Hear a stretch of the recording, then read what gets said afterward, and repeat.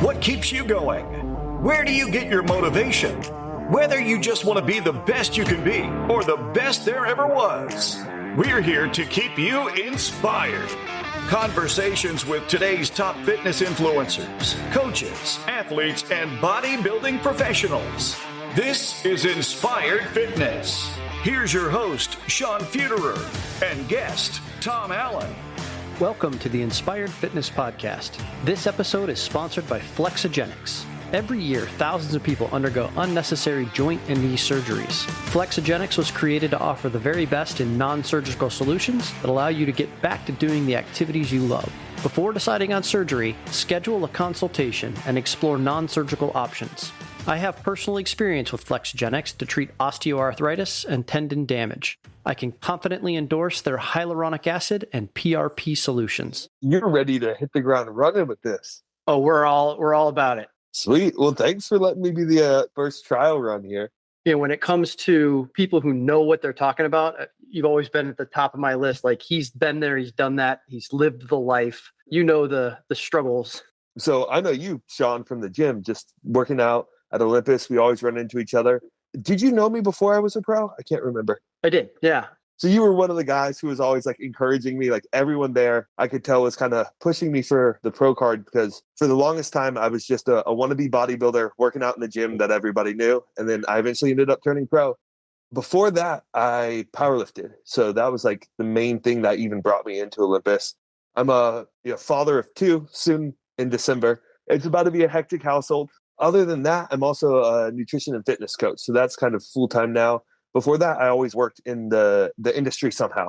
I always knew I wanted to work with fitness. So I was a massage therapist. That's what I went to school with, because I just wanted to work with athletes. I didn't know how.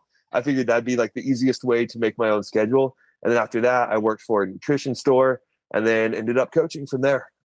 That's about a brief overview of everything that I've done the last couple of years.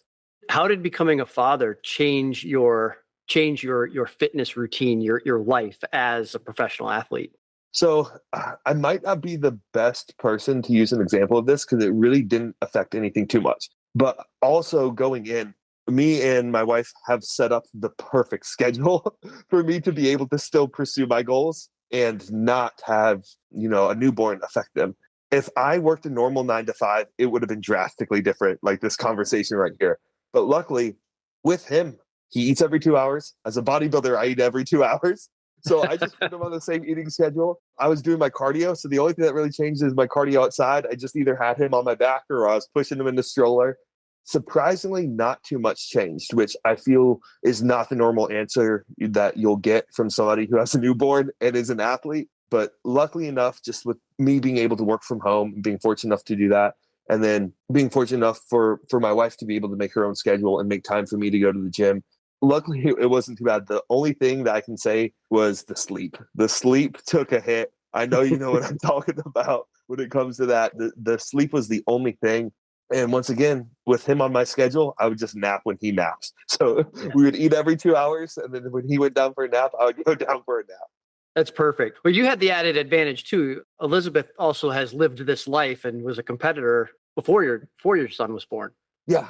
She did 2 shows. So she loved it when she did it. She mostly did it just to see if she could do it. So she respected it more in that terms. I will say, like, I can't imagine the average wife just having a baby, putting up with a new father going to the gym as often as I did when he was first born. I mean, 3 days after she gave birth, I was back into the gym. That's probably not the norm, but I lucked out there. Man. So take me back to 16-year-old, 18-year-old Tom, and I think if I recall from some of our earlier conversations, you were a teenager when you really started taking this seriously. Yeah. It didn't necessarily relate to bodybuilding, more so sports. I wrestled and I was obsessed from middle school, and even elementary school. I was doing like wrestling clubs. So I was a skinnier kid naturally. I shot up real quick. You're a tall guy too. You're probably similar, where like you grow past all your friends, but then you're kind of linky and not very, very strong compared to your shorter friends. So I just started weightlifting in middle school for that, and I fell in love with it. I probably wouldn't have admitted it to myself then, but I probably loved the lifting and exercising more than I loved the wrestling. Yeah, and I was doing it for wrestling. I did play some football, but I even ended up quitting that just to wrestle. Yeah, that's what really got me into it, was just like trying to get stronger for wrestling and seeing if I could catch up to some of the guys that were a little bit older than me. You fell in love with lifting weights and getting stronger in the spirit of becoming a better wrestler. And then that evolved into powerlifting. Yeah. So honestly, I didn't know what to do when I went off to college because I didn't care about school. Like I got decent grades, I got A's and B's, but I didn't really put effort into school. And I had put so much effort into wrestling, and all of a sudden it was done because, to be honest, I wasn't good enough to wrestle D1.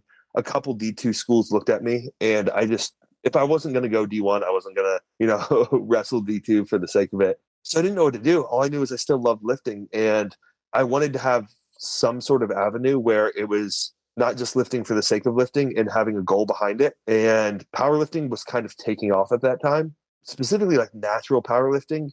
Around 2010, 2013, it was really getting popular. Mostly YouTube, Instagram was just coming around. There's tons of guys doing competitions. I was like, okay, this might be fun. This might be a way for me to get after lifting with a little bit more of a goal.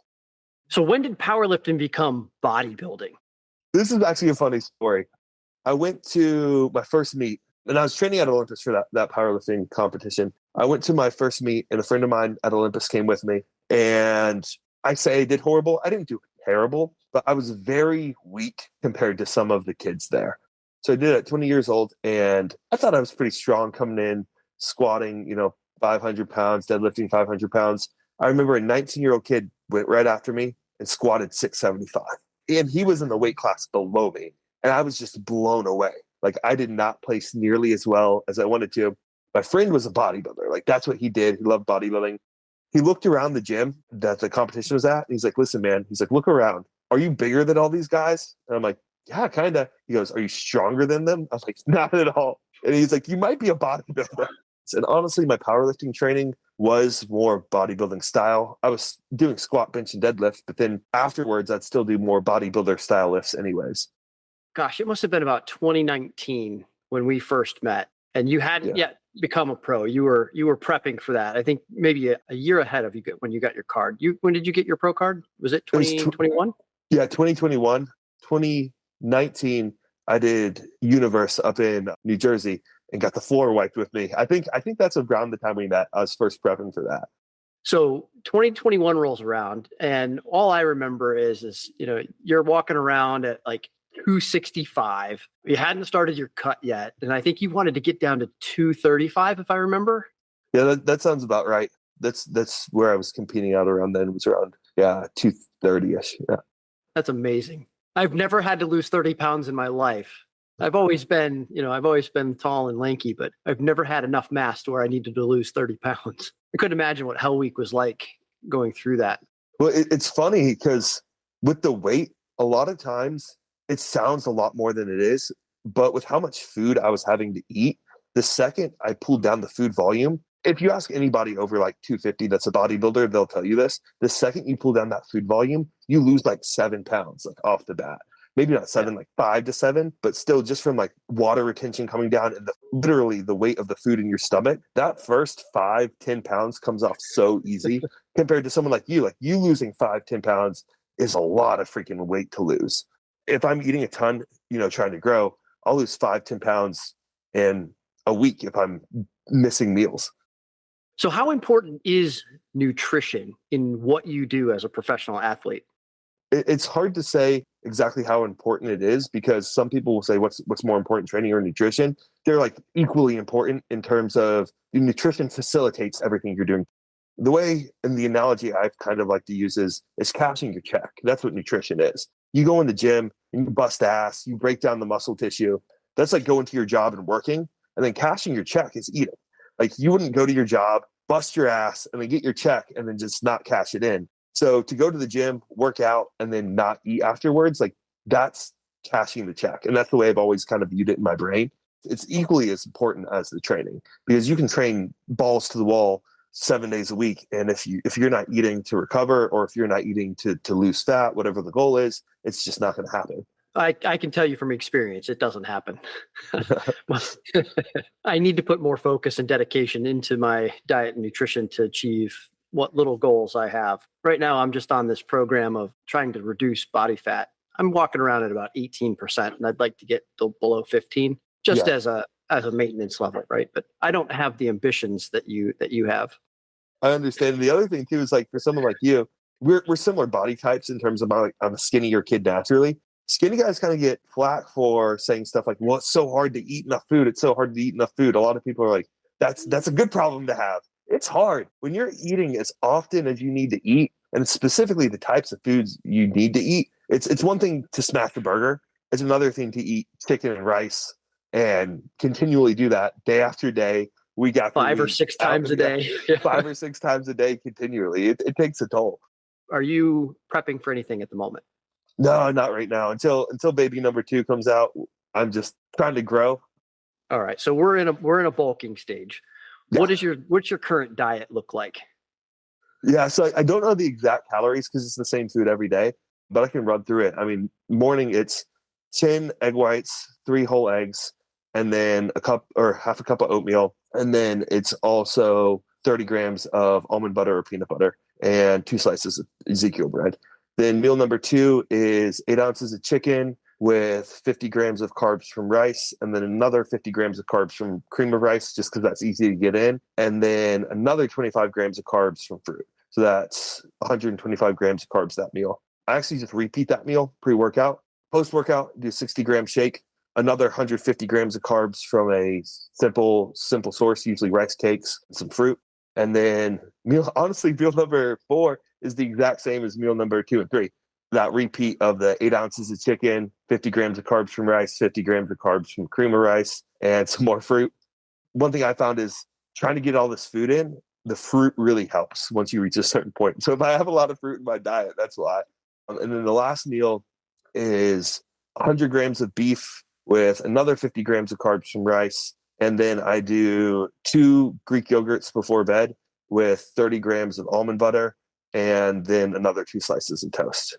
It's incredible. So you're eating every 2 to 2.5 hours, 6 to Just 7 about. times a day. Yeah. It's 6 times right now, but yeah, about every 2.5 hours.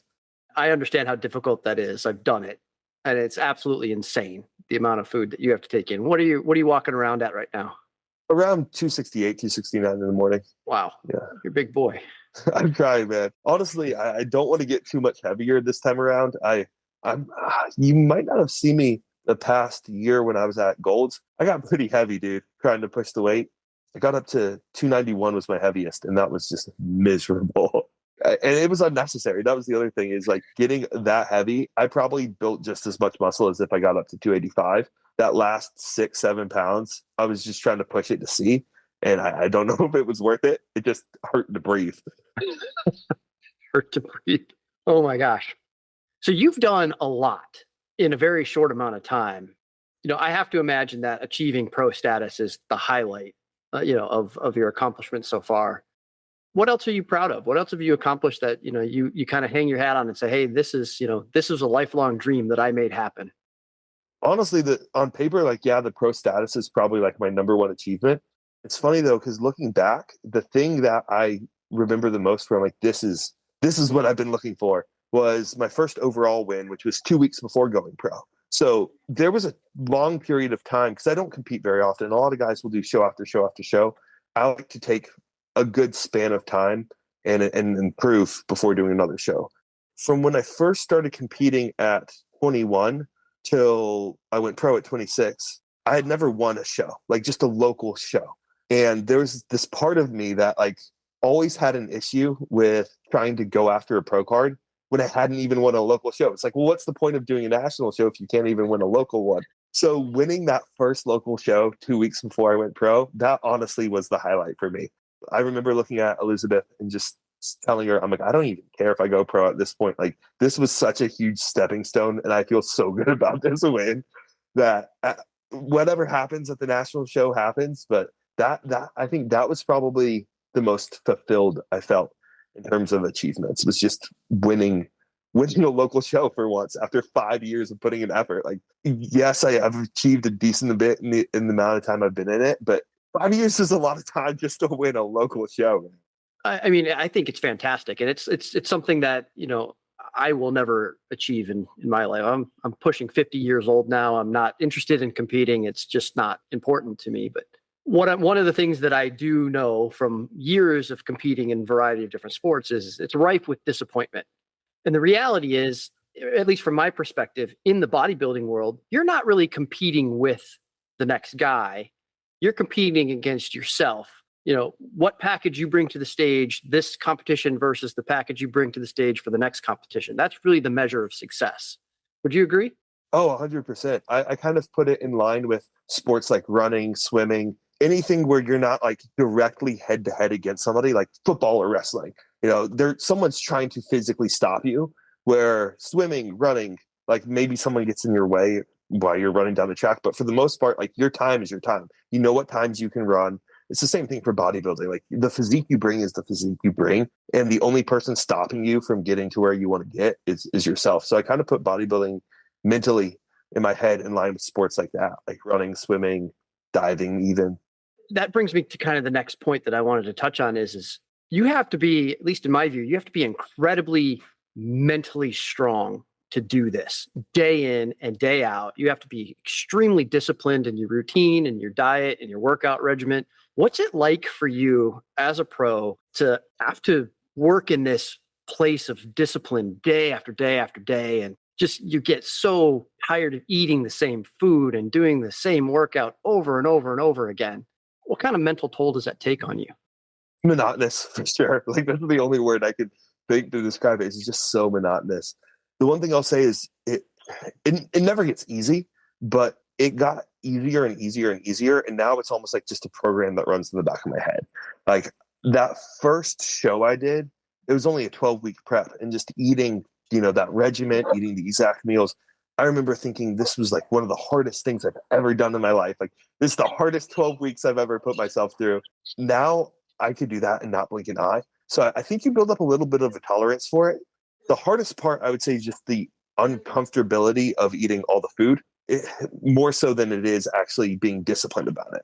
Yeah. But yeah, the discipline, I almost feel like you kind of build up a tolerance for it, where it's just something you do because it's what you always do every day. This is where I personally fall down, is in the discipline, in the monotony of the food. Right. Yeah. So I'm constrained by a couple of things. One, I don't have a very large, or I'll call it expanded palate, right? I'm a very simple eater. So it is a lot of repeat foods to begin with. But then to do that 3 times a day or 4 times a day, every day for 5 years, I fall down after months. Right. And I lose it mentally. I don't have that mental discipline to push myself to just power through that meal and, get on with it. Do you find it difficult to force yourself? Do you find yourself, having to force yourself to continue to stay on diet? A little bit, but I feel like this is almost where like the competitive nature comes out. So like, yeah, you're not competing. Like you said, you're not competing against somebody in terms of someone's trying to stop you. But this is where I get competitive in my head, because every time I feel like, man, this meal just sucks. Like I don't want to eat this. I'd much rather go out and just like have a burger or something. In the back of my head, there's this voice that goes, okay, awesome. There's 15, 20 other people who are also going to be on stage with you, and they're thinking the same thing, and 5 of them just cracked. So this is where you beat those 5. Like I know it sounds weird to like be competing with someone who's not even in the same state as you, possibly, or even like around you. But in my mind, that's where the competitive side comes in. Like you're competing with those people you're going to be on stage with every day, even though you're nowhere around them and you don't even know who they are. So I honestly don't know if it wasn't for the competitive side, if I'd push through. Like you're saying, in terms of, your goals, it's monotonous and you break down eventually. I think the only thing that keeps me from that is literally that competitive voice in the back of my head that's saying, okay, this is where you beat people. They might be slipping up, and this is where you can pass them. I think that's fantastic that you could put yourself in that kind of mental space. Yes, it is imagining that you're competing with these other people who eventually are going to be on the same stage as you, but to recognize that and to pull that in as a part of your discipline that's pretty amazing. Yeah, it's definitely it's interesting. It's an interesting thought process for sure, because like sometimes it feels weird doing that to myself, but at the same time, like it's paid off. So it's hard for me not to think that way with how much it's paid off so far. I imagine it's got to be the same for people who are, professional boxers or people who do MMA or other sports where they're in training camp, right? And they're working towards their next fight. They've got to be in that space of like, I've got to do this better because this guy's doing it. That's one of the only ways to really push yourself. Like, don't get me wrong, there's probably some psychos out there that would love to just force feed themselves for no reason at all. Like, they just want to get, without even competing, they just want to like force feed and get huge. I think that competitive side is really what pushes it for most people. Well, if you don't have that competitive attitude, you'll never make it in this sport. What do you find is the thing that you struggle with the most? Honestly, back to the food, probably the food. That's the hardest part for me. And not even dieting. I could diet for months and months and months. I don't mind being hungry. I think a lot of that comes up from that wrestling background, like of cutting weight. So it's almost second nature to me to feel hungry and still work out and still perform. But at the same time, being heavy is probably the hardest thing that I deal with the sport. It's just uncomfortable, feeling full. And don't get me wrong, I feel like if you're feeling too full all the time to a certain extent, you might be doing something wrong. Like you could be changing up food sources. Like if oatmeal is bloating the hell out of you, okay, you might want to use some fruit, like I said, or some rice or something. But to a certain extent, you're not going to get huge. Like you're not going to get up to 280, 290 with a ton of muscle unless you're feeling full to some extent. So that's probably the most difficult thing for me. Well, you sort of started to get into it, but there's a lot of like physiology and science that goes into understanding what you need from a nutritional perspective to achieve that type of mass and build that kind of muscle. How much of your time are you spending kind of looking into and learning about the science of nutrition and building muscle? When I first started, I went down some crazy rabbit holes for like months and months and months because I got obsessed. I'm sure you're the same when you get like on a project. It's just sometimes you can get obsessed with something. So I spent a lot of time like figuring out, all right, what is the glycemic index of all these different foods and all that. And what I kind of found at the end of the day is the most reliable source for information has just been seeing what all the top guys do. At the end of the day, it looked like, okay, they're all eating 4 or 5 different carb sources, 4 or 5 different protein sources, and 4 or 5 different fat sources. Like you have your oats, your rice, your maybe some breads, fruits, and then protein. You have your chicken, your turkey, your beef, eggs. Even though I spent all that time like looking into the science side of like what's the perfect food pre-workout that's going to digest within like a 60-minute window and insulin spikes and all this, it almost came full circle where it came back to just keeping things simple. A lot of the time I've spent researching and trying to find what works, and then it almost came back to just keeping it simple, to be honest. It kind of leads me down the path of the social media today and fitness influencers and the plethora of information that's out there about what you should and shouldn't do. Do you have an opinion on kind of what you're seeing on social media about fitness influencers in general? So I could go on like a rant for this one because I was lucky enough to be at the very beginning of when all this information was being put out on. For me, it was YouTube at first. So that was like the first social media platform in some forums in terms of like bodybuilding forums, bodybuilding.com. And now I've seen the whole shift to where it's like you're scrolling on your phone and it's like this perfect exercise for delts, the perfect food pre-workout. This is wrong. This is right. Ice baths, like everything thrown in your face. And it's just so much information. What I've kind of seen consistently now is a lot of the times in these 30-second, 60-second clips, the context is lost. I'll use ice baths as an example because that's a popular one right now. You'll scroll through and you'll see this 30-second clip about how beneficial ice baths are, and they decrease inflammation, they increase growth hormone output, and all this stuff. And you're like, okay, ice baths are awesome. And then you see someone else say, ice baths, blunt hypertrophy and they blunt muscle growth if you're taking ice baths. And then you're confused because one person's saying it's increasing growth hormone, one person's saying it's doing this, and the context is lost. So it's true. Like both of those things can be true at the same time. With the ice bath, it actually does blunt growth. If you jump in ice straight after you work out, you're decreasing that acute inflammation and you don't get as much hypertrophy response from your workout, but it does reduce soreness. So if you're somebody who's an MMA guy or a CrossFit guy and all you care about is your performance and you don't care about building muscle, you just don't want to be sore the next day so you can perform again and get better and better at your given sport, like a skill sport, ice baths are amazing post-workout. So the person telling you to take an ice bath is completely right. But if your goal is bodybuilding, then that ice bath post-workout is one of the worst things you can do. With that overload of information on social media, I just feel like for the most part, context is lost. The person behind the screen posting that information doesn't know each person, doesn't know each person's body, and doesn't know each person's goal. So that's the biggest issue I have with it. I feel the same way. It's so hard to decipher whatever that influencer's agenda is, or whatever their personal goals are, and how what they're posting applies to them. You have to look at it through that lens. And just because it's true for them doesn't make it true necessarily for the next person. So what do you think is the biggest challenge facing fitness athletes today? For bodybuilders? For bodybuilders. Honestly, I think the biggest thing for and more so like an up and coming bodybuilder right now, is disconnect of social media versus like real life competing. And I've struggled with this a ton. When you're like, if I was 19 right now and I went to go see what competitors look like, everyone looks so good on social media. And some people, like when they get the right lighting, they get the right angles, they know how to hit the poses correctly. Social media can give you such a skewed perspective of reality. And the other thing too is all you're seeing is the best of the best, and you're not seeing the progress it takes to get there. All you're going to see is who's popular. So I think that the hardest thing right now in terms of like the landscape is people wanting it quick because they see it quick on social media and not realizing like, hey, this might take me 4 or 5 years worth of work. It might even take 7, 8 years, depending on what your goal is. But if you just like buckle down, put your head down, don't view social media as something you need to do in terms of like showing your physique all the time. It can be disappointing, man. It can be really disappointing seeing so many good looking people with amazing physiques who are achieving everything you want to achieve, and it just looks like it's there for them, or it looks like it's instant, because that's how they make it look on Instagram.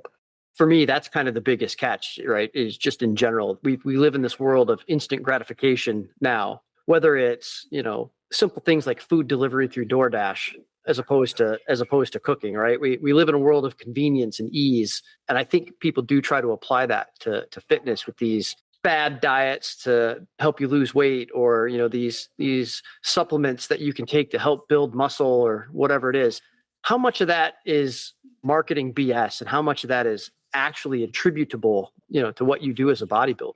What's your supplement stack?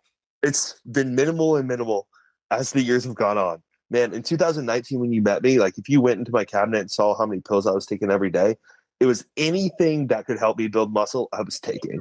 Whether it was like for fat loss, like taking a ton of L-carnitine, and then taking a ton of fish oils, and taking CLA, and then taking yohimbine, and taking this and that, this and that. And what I did is I slowly pulled things out each prep to see like, okay, is this really necessary? Don't get me wrong. I think those things can be the cherry on top. I'm not saying they don't work, but a lot of the marketing behind them is trying, like you said, trying to show these quick results, where I think if you were to follow your program, your training, your diet, your nutrition, your recovery in terms of like sleep and all that, without those supplements, and you had somebody else who did those supplements, you're looking at like a 3 to 5% difference. Like 95% of your results are going to come from the consistency of the training and diet. To say that those pills or, some of the things that are marketed don't work, I wouldn't say that, but it's just so minimal. And so for somebody who's looking for an extra edge, like somebody like me who's a competitor, yeah, it's going to make a difference. But if you're not looking for like every little advantage, and I got another analogy for this one, man. It's like when you're a runner and you're just running for fun, you don't need to have this $300 perfectly fit running shoes. You can buy a nice pair of $80 Nikes and you're good to go. If you're somebody who's trying to like run in the Olympics, you're going to do everything. You're going to buy the perfect shoes that they're going to like scan your feet. Like you're going to invest that money, and it's only going to get you an extra 3 seconds off your time. But that's huge for somebody looking for the edge. That's not going to make a difference for the average person. So that's kind of what I believe as well, right? So my daily routine is a multivitamin, a probiotic, a creatine, and a protein. Just a simple whey protein, like an ISO, maybe a casein at night for like that 8 to 10 hour period while you sleep. Yeah, 6 to 8 hour period. I don't sleep for 10 hours. Not everybody that listens to this is going to be in that bodybuilding space, but a good bit of our listeners are going to be people who are just looking for kind of some just general advice on how to approach a fitness journey, how to live that life, how to be consistent, build a routine, develop that discipline. What advice would you give those people? I would say stick with it, even if it's not 100% perfect. It's way better to take a full year. Let's say in a full year that you're 90% on plan every week. You'll see way more results than if you go 100% on plan for 2 months and then you burn out because you just can't handle, like, whether it's not going out and getting a burger with friends, or whether it's, just the monotony, and you burn out because you're 100% and then you just fall off for 2 months. So I'd say consistency is like the main thing.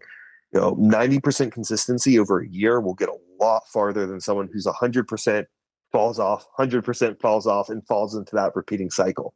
Consistency is key. I read somewhere that it takes about 21 days to form a habit. Have you found that to be true in your life? Yeah, I would say that makes sense.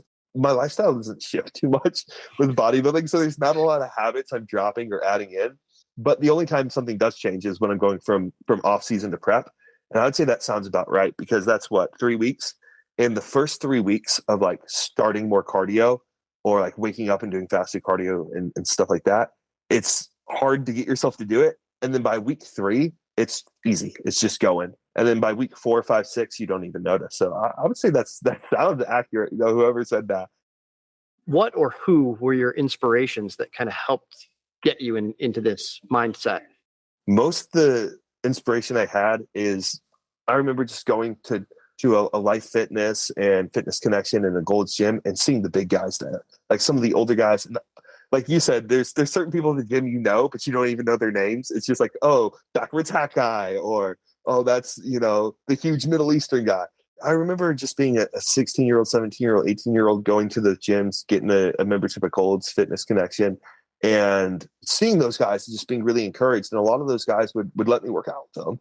If they were, benching, I'd ask to work in. I was never kind of afraid to do that. I know some people are like shy to ask people to work in. I was going up to the big guys, like asking what they were doing, like right from the bat. And like I said, I can't even name, names off the bat in terms of big names. It's just like a lot of the gym culture. There's a couple of times where I was like, oh my gosh. And I remember in my head of like seeing bodybuilder physiques for the first time.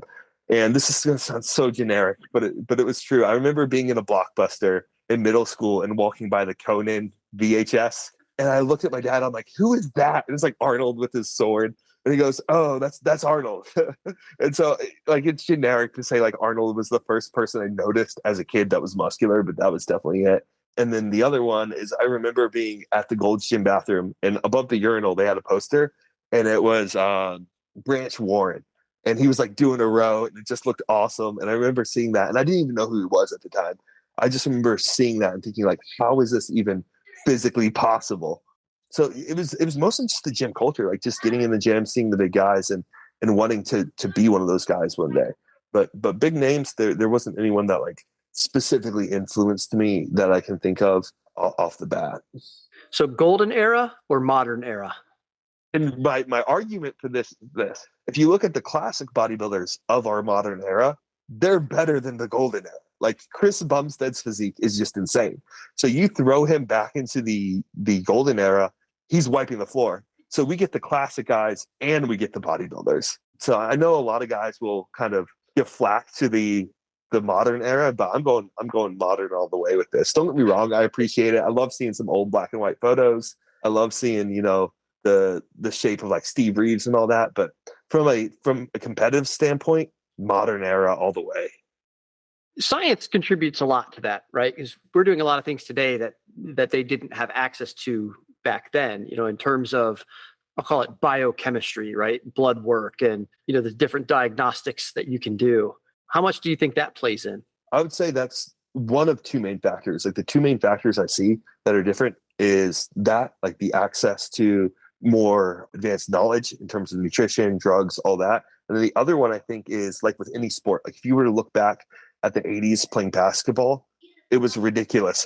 I think with any sport that's coming up, the competitive side of things pushes things. So I think even if the science didn't improve that much, I think just it being competitive in nature would slowly push the sport forward. I think those two things combined is what kind of made the guys go from like your Steve Reeves to modern era. The big question that's always on everybody's mind is how does gear play into bodybuilding? This, I will say, is something that if you haven't done it, you'll always overestimate it. And if you're on gear, you underestimate it. Like everyone thinks it does more than it does if they've never tried it. And then everyone on it underplays how much it actually does. So that's what I would say. The way I view it is it facilitates your goals. From a natural bodybuilding perspective, you can only go so far. So really the drugs just facilitate continuing to push past beyond what you're able to achieve. I would say from a competitive standpoint, if you go into, you know, the big leagues like the IFBB, it's 100% necessary. Like you're not going to see somebody, or I shouldn't say not. There's very few people who can make it there naturally. But the way I see the drugs is they're just facilitating the process. Encouraging your body to go beyond its natural limit. Yeah. Once again, cashing in, like you're training, like cashing the check, that drug is just going to help you cash the check quicker and get more money for your check. Usually if you're getting, 2 pounds of muscle a year, now you're getting 5 pounds of muscle for the same effort. So what's next? Child number 2 is on the way. We've got a December due date. But in terms of your pro career, what's next for you?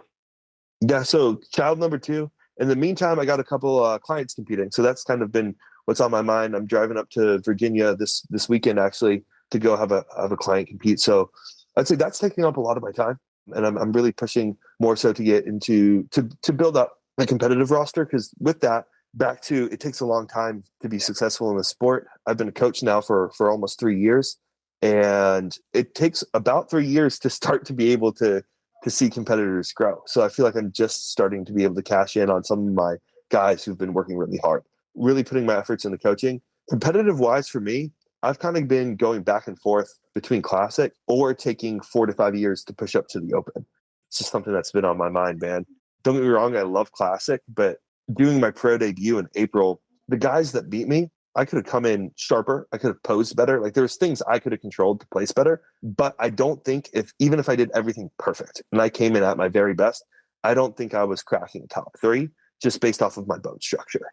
So to a certain extent, I've been debating whether I should stay in classic or whether I should just push up to the open, because at the same time, I love bodybuilding and I love progress, and I'm getting close to that weight cap for classic, where it's a struggle to make it. I was 8 pounds over the limit the day of weigh-ins and had to sauna 8 pounds off. They did just increase the cap actually this past month, but still, if I put on any more muscle, it's a lot of weight to cut. And once again, I probably had another 2 pounds of fat I could have pulled off. But if I'm still doing this and loving it for another 3, 4, 5 years, I feel like I'm going to get to a point where I'm just not going to make weight. So it's go up or stop competing? Yeah, go up or I wouldn't even say stop. Refine where I'm at, refine the posing, refine the look. And to me, that just seems boring, if I'm being completely honest. To sit at the same stage weight 5 years later, like if I stepped on stage 5 years later and I didn't put on any muscle, even if the look was more crisp, even if the posing was more refined, even if I put on just the right amount of muscle in the right spots, seems very boring and a lot of effort to stay almost identical. That gets back to the mental fortitude, like the amount of psychological control you would have to impose upon yourself to continue to do that, that refining that you're talking about without the progress, right? I get the sense that you don't equate the refining to progress the same way. Progress for you, as I understand it, is really about mass.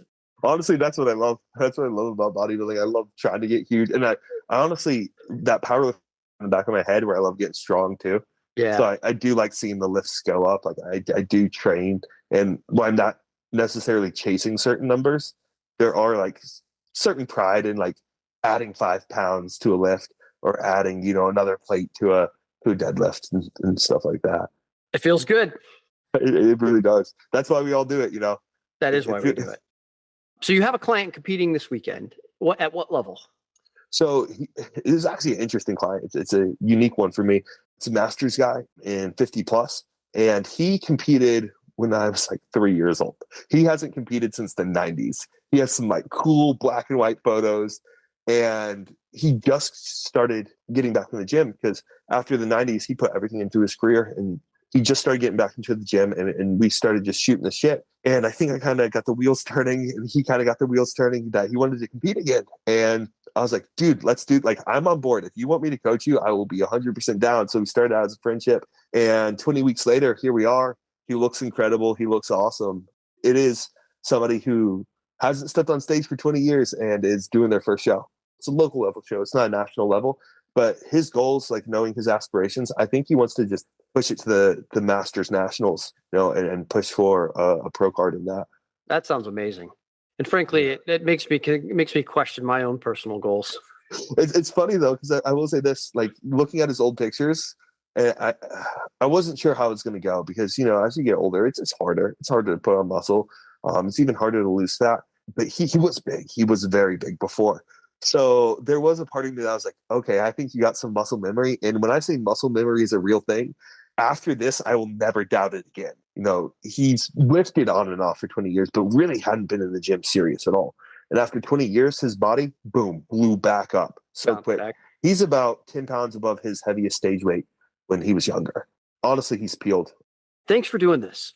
This is going to be a learning exercise. This thing will evolve as we go. Let's make a point to, as this thing moves on, let's, do this a few more times down the road and continue our check-ins. And if you're at a point where you've got some new information you want to share, or you need to do some promotion for your coaching side of the business and things like that, that's all stuff we can do. Yeah, for sure, man. I appreciate that. This was fun. It's good talking to you too. It's good catching up a little bit. No, I'm excited for this for you. Like that website is so awesome. Thank you for listening to Inspired Fitness, leading you to a healthy mind, healthy body, and healthy habits. To stay inspired, visit us at inspiredfitness.net. That's INSPIRD.net. Until next time, stay inspired.